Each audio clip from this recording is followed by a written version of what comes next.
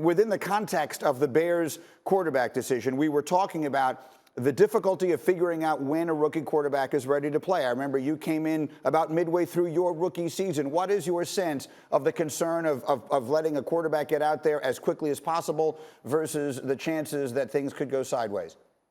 Yeah, I mean, I think it's important. I think each quarterback's going to be different, and how quickly can they be ready? How quickly can they understand all the different protections, all the different plays to be able to go through all those things. You see the thing with Justin Fields, and I got to watch some of his games. He made some great plays. He can run and create plays, but he also took a brutal hit on an empty, kind of a back was free releasing, so it's a 5-man protection. Guy came off his right and he takes a brutal hit. That's probably on him. He's got to know that protection, saying, hey, that guy is a free blitzer. If he blitzes, I got to throw a hot.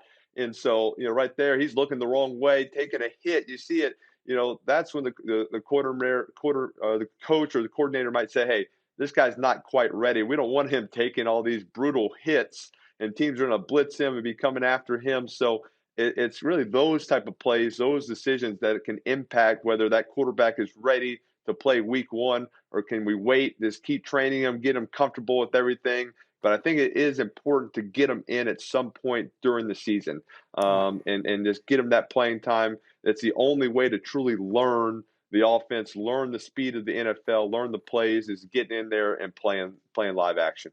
All right, we'll see when they get a chance to do it. And Eli, now I'm delighted to welcome you as a colleague here.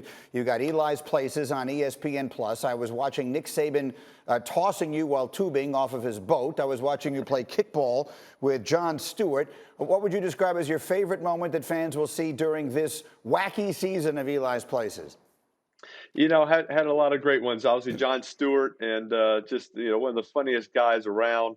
You didn't have to write anything with him; just let him go. Obviously, Coach Saban, being with him, just a legend, and to get to pick his brain a little bit about coaching, about leading young men.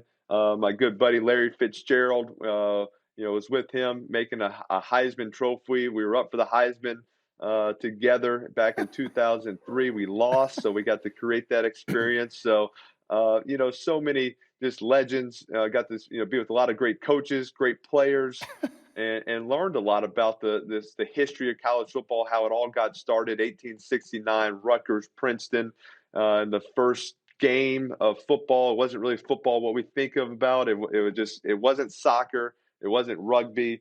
It was just something else that eventually formed into the game of football that we know today.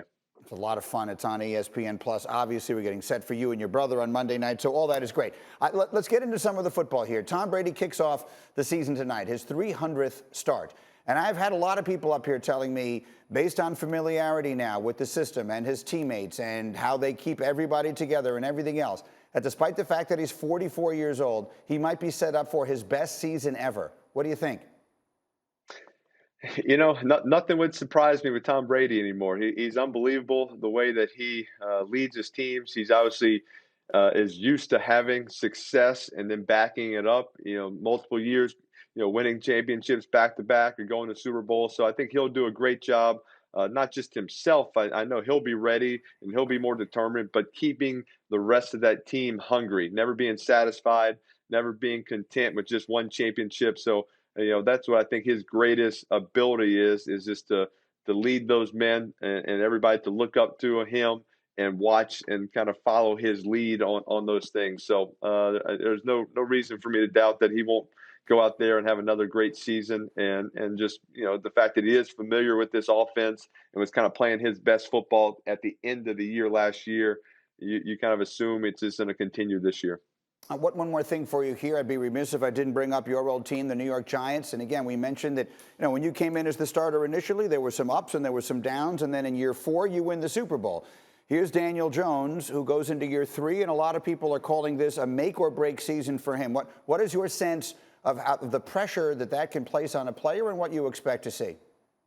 Yeah, I expect to see great things. I think the fact that he's was in the same offense 2 years in a row last year, in a brand new offense, a young quarterback, and having a shortened off season. And it's not just for him; that's the whole offensive line. You got rookie tackles on both sides, and they're trying to learn. You got a bunch of young players that are trying to learn a new offense with no all season. So a tough situation. I think the fact that it's, going into that second year, had a little bit more of an off season, have some familiarity with the offense, with the players. So I think they've put some talent around him, get Saquon back. So I expect him to make that jump. And I know how hard he works. I know how important it is to him. He knows it's a big year, but he's not feeling the pressure. He just wants to go out there, win games, get back to the playoff, and he has the ability and the work ethic to make all those plays and to be a successful quarterback in the NFL.